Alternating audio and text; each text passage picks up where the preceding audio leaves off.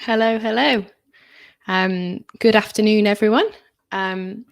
Yes, it's lovely to have you all join us for this, which is the first book club event of 2021. For anyone who isn't familiar with the book club, my name's Isabel and I look after the Journey Further book club. And we are a free digital library tool to help you to continue learning throughout your personal and professional careers, and basically to make sure that as workplaces change, we're all equipped with the information that we need to change and grow with it. So I'm really excited to speak to today's guest, Cate. And I'll tell you a little bit more about Cate in a second. But if you aren't already a part of the book club, please do sign up. We send a weekly newsletter where we send a digest of the key insights from books like Cate's and other useful resources. So yes, there should be a little button popping up in a second. But if not, we'll send that at the end. There you go. So do sign up. And if you enjoyed today's talk, do pass us on to any colleagues and friends as well who you think can find the book club useful. We love having members of the community join us for events like this. So, and then on to today. As I say, I'm delighted to be joined by Cate Sevilla, who is a writer. She's a journalist, and most recently, she's an author. And we're here today to talk about her brand new book, How to Work Without Losing Your Mind. So welcome, Cate. Hi, thank you so much for having me. I'm really excited to be here. Well, it's an absolute pleasure. And yes, I started reading your book just at the very end of last year in preparation for this, and it couldn't have come at a better time. I think,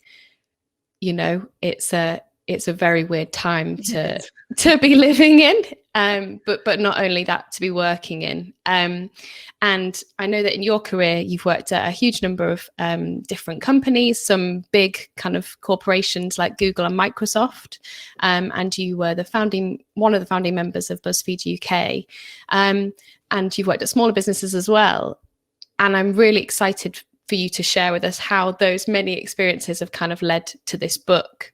Which leads me to my first question. Why write a book called How to Work Without Losing Your Mind?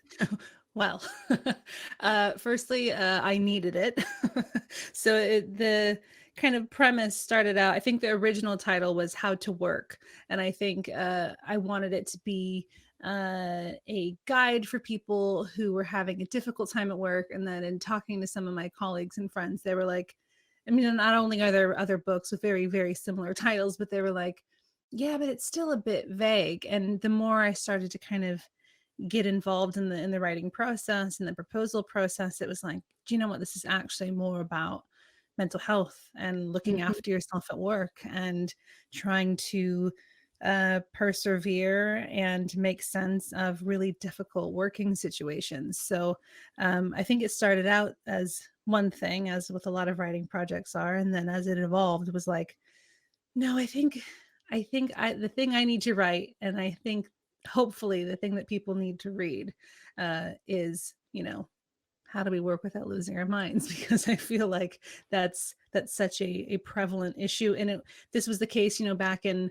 2019 when I first started this project, and unfortunately, still very much the case now. Yeah, absolutely. And yeah, as you say, probably back in 2019, we could never have imagined that this is where we'd be in these extenuating circumstances. But I think what I was most interested to speak to you about is this idea of burnout. And it's something that is increasingly on the rise amongst people working at the moment. And it isn't something that we see a lot of modern literature on. So like there's not a hugely varied picture being painted of what burnout actually is like and how it kind of perpetuates itself. So I'm really interested to hear about how we can be satisfied with our job performance and progress in our careers, but without burning out. Yeah, I mean that's the big question. That very much was the sort of end goal of the book. And I thought, surely I would interview enough people to where I would get a definitive answer on how exactly one works without just doing this burnout cycle, which I think so many of us are unfortunately familiar with. Um, and what I found instead was a lot of information on what not to do. And I spoke with a lot of people who had just learned some really, really difficult lessons about what happens when you kind of don't know where your boundaries are and you don't know when enough is enough. And you kind of lose sense of the connection between your body and your mind and what it's trying to tell you when it comes to stress and therefore burnout. I think ultimately there are lots of different things that we can kind of do to not prevent burnout, but catch it before it kind of hits an extreme. And a lot of that is down to boundaries and, you know, as I said before, listening to the kind of, it sounds pretty cheesy, but like the connection between your body and your mind. Because like for me, I was getting these really terrible muscular twinges that I like still to this day don't make sense to me. Like they were like in my throat, in my chest, in the back of my neck. And the nurses were like, is it your heart? And thankfully it wasn't. But I think a lot of it was because I wasn't breathing properly, which is what a physical therapist told me. So it's like being able to pay attention to the signals that you're working too hard. And then the more self-reflection you can do and the more kind of self-awareness you build, it kind of helps inform what's happening to you. So I think that that's really important, but there's lots of other little bits like setting boundaries, like speaking up and saying what you actually need from your workplace that can help kind of prevent it from getting to that point. And once you're aware of it, you kind of learn and build a resilience to it and kind of can catch the signals earlier. Absolutely.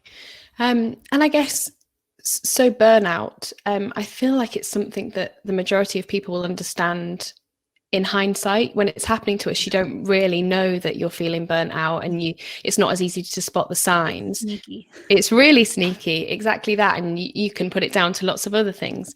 But I'd love to know about kind of how and why you have experienced burnout in your career and kind of what you've learned from that personally that has then helped inform the book. Absolutely. It's funny because I don't even really feel comfortable saying that I was burnt out, which is, I mean, I was. I definitely was, but it's not the word that I like to use. I'm more comfortable with like extreme stress, prolonged extreme stress. So so basically I think when I stopped being freelance in 2013 and I kind of joined the workforce kind of properly as an employee for the first time in the UK, I was so keen. I really just wanted to do a good job. And I'm a very good worker and I listen to instructions and I will work myself and try to impress my boss. And I just kind of had this really unbalanced view from kind of the get-go of, you know, what a healthy work-life balance looks like and how much of your identity should be wrapped up in your job. So it kind of started out that way. I don't think I got off to a healthy start, and it just kind of escalated kind of slowly and sneakily over the years until it kind of came to a head when I was working at Google. And as I said, I had some really strange, like my job before that was at a startup founded by the old Top Gear presenters. And I was never quite comfortable there. I was working in motoring, which I had never done before. I was going to car manufacturers in the Midlands on a weekly basis. Yeah. I don't know anything about cars. I know about content, but not cars. So I was just constantly really, really uncomfortable, which I think is good for growth. But I think I was on a different scale of being uncomfortable. So then when I kind of got into this precarious situation at Google and my stress levels were kind of going through the roof, and yet I was trying to do a really good job at the same time, that was the first time that I really kind of had to address, okay, what am I doing? What am I doing? What are these physical symptoms and what are they trying to tell me? and what can I do about it? So I spent a lot of time working with a physical therapist, with my psychotherapist, which thankfully I'd already been seeing for a while. Google offered me another counselor, and I was like, I think I'm cool with just the one therapist. I I've don't got need a like lot. two therapists, like a work therapist and like my life therapist. Thanks. And had to just do a lot of work on realizing what it was that I could control in that situation and what I could not control. And that is a really, really important thing with kind of all relationships in our lives and all situations in our lives. And I really kind of had to own how much of the situation was not necessarily my fault, but the way that I was perceiving things, how I was reacting to things, what they were kind of triggering in my own psychology, my own subconscious, and really just kind of take ownership of that and sit in the discomfort of that. And then of course I quit and then went to the pool where I was editor in chief, and then that company collapsed within 4 months of me joining. Not my fault, Yeah. but also not great. So it was just a really, there was just a lot that I was kind of consistently dealing with on a work level that kind of left me not broken, but definitely very, very tired. Yeah, And I this can is kind of imagine. what the book was born out of. Absolutely. And so, as we say, burnout is something that people can, everyone can experience at work, and everyone experiences moments of. But for anyone who looks after a team, what can management and senior leaders do to kind of look out for the way that their employees are feeling? You talk a lot about how to be a better manager than you've ever had, and I think that's really important. And you raise really important issues about how not everyone is, should be a manager. You might be really, really good at your job writing content, but that doesn't mean that you should be a manager of a team of other people writing content. And so, what can people who are in those positions, what can they do to help look for those signs in their team, and what support should be offered from a management level? I think first and foremost, leading by example and setting a good, healthy example of what working and success in your company looks like is the most important thing. I think, of course, I think having regular one-to-ones and genuinely checking in with your staff, and especially now, it's not kind of good enough to be like, you doing all right? Okay, cool. Like you need to actually be like, even if they don't want to open up to you, you need to have a conversation that goes along the lines of, hey, so I know that we've been unexpectedly working from home for nearly a year now, and it's weird and it's really stressful, and I think you're homeschooling your children as well. So if there's anything that we can do to help ease this, we're here. Just something as simple as that. And they may not go, sure, let me tell you all my problems, or cool, let's talk about it. But leaving that door open is important. But that only matters if you yourself are displaying a behavior that is one with boundaries and is respectful of people's time, and you have your own work-life balance. Because then your actions they speak so much louder than your words. So it's one thing to be like, hey guys, we care about mental health, look after yourselves, don't work too hard. And then you yourself are on Slack at 7 a.m., at 7 p.m., at 1 a.m., asking questions of people or calling your staff at weird times. Like that is so much more, that speaks so much louder than, arbitrary, hey, yeah, mental health, here for you kind of stuff. So I think that is important. And the things to look out for, it's really hard when you're just communicating digitally, but I hope that you will have had enough of a relationship with your staff before to kind of know enough about what their behavioral patterns are like, how they normally communicate, and if you see a kind of reduction in that, or they're just not being as responsive as they normally are. They just seem kind of off. We all seem off at the moment, right? Yeah. But just checking in. You don't have to be a psychologist. You don't need to be able to like spot the signs, but I think just kind of basic emotional intelligence is really useful. And unfortunately, not every manager has that, because we're not always promoting the right people who should be in charge of teams.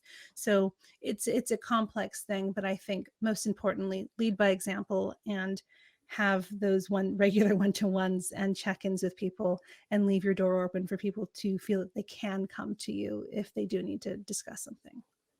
Absolutely.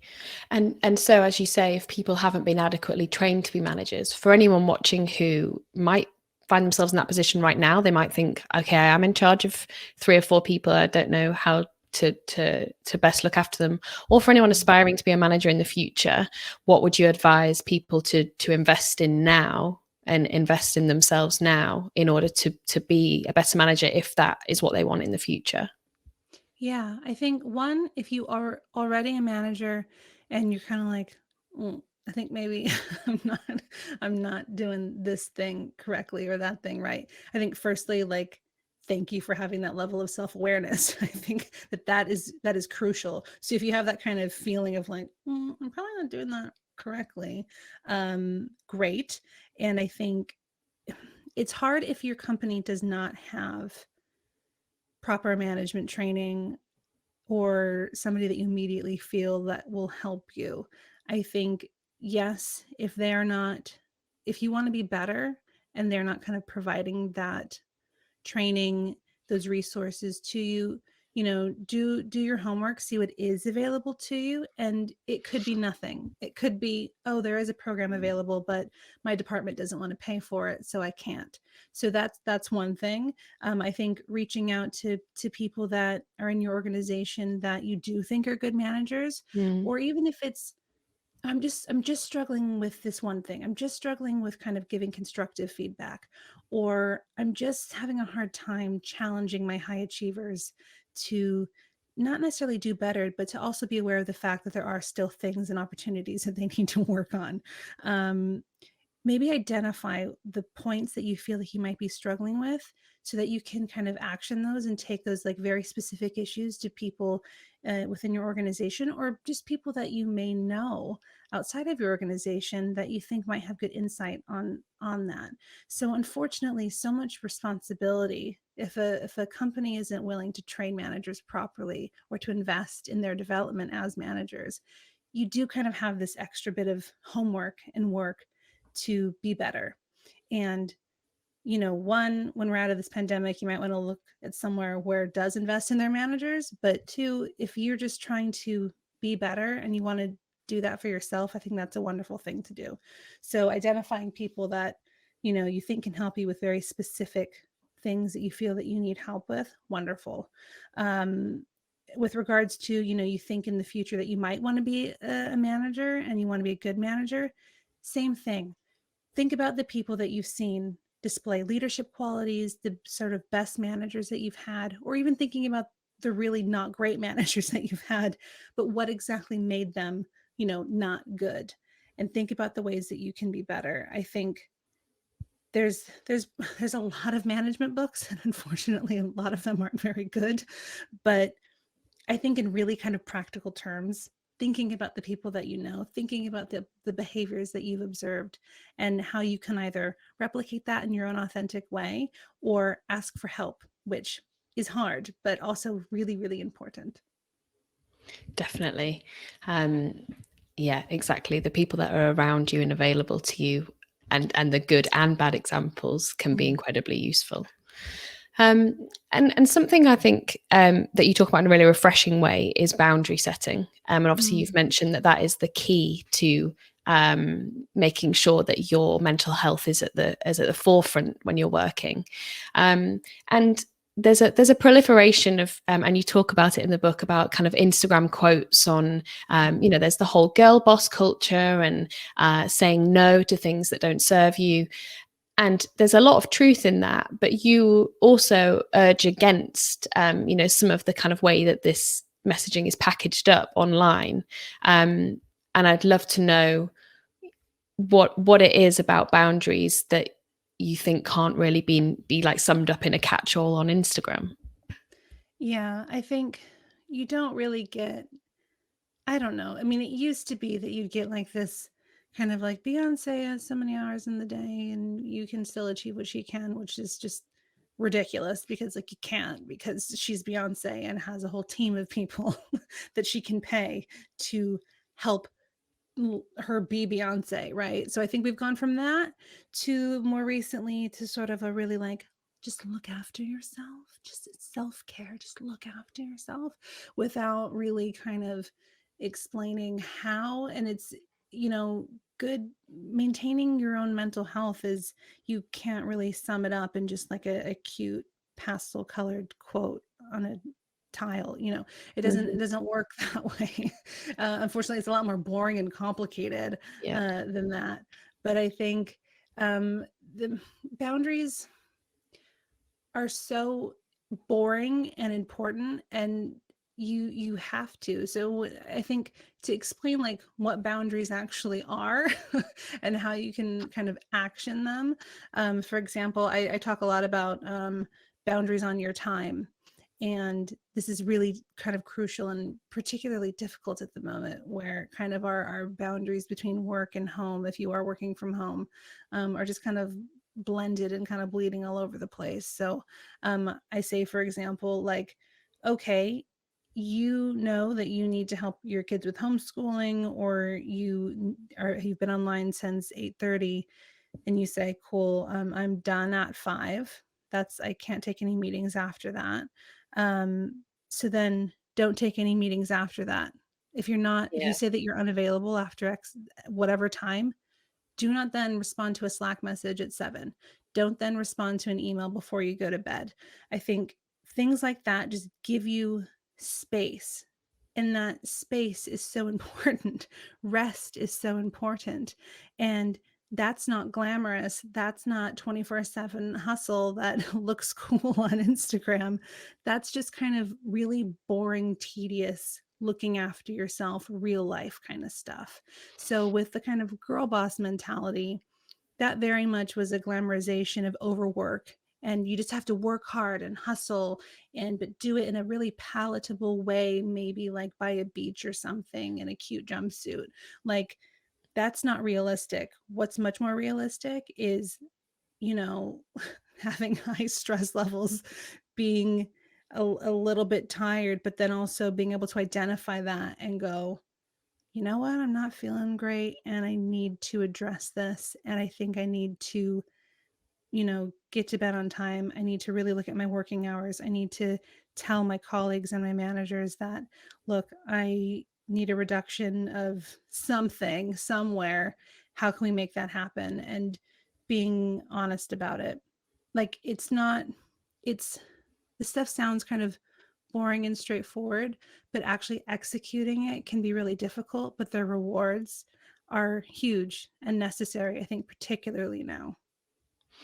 Yeah, I mean, completely agree. And, you know, there's nothing glamorous about getting an early night, but we should glamorize the feeling of when you wake up at your regular time and you've had a nice balanced kind of start to the day. You feel so much more energized when you have looked after yourself, but that's not the kind of sexy thing that you can then see on Instagram. Absolutely not. And that's in the book I write about, you know, making a self-care list, and which is not as fun as a cute quote on Instagram. It's very much like mine is like, have you washed your face today? Have you done yoga? Have you you know, meditated? How much cheese have you eaten today? Is that all you're doing? Like, how much Netflix have you watched today? Because I will just numb out. I'll be like, cool, I'm just going to shove some cheese in my face and watch 6 hours of Schitt's Creek on Netflix, and not kind of like realize like, oh, this isn't necessarily good for me. Like, I could call it self-care, but it doesn't actually really actually look after myself. Every once in a while, fine, right? Maybe just like 2 hours, not 6. But you know, the more you kind of listen to your body and your needs and what you actually want, and having a list like that where you can just kind of check in with yourself is really, really useful. Boring, but useful. Yeah, and I think that was my biggest takeaway from the whole book and everything you talk about is if anyone's trying to kind of fit to create a catch-all phrase for how to look after yourself and how to be a balanced person who works but also doesn't, it's never going to work.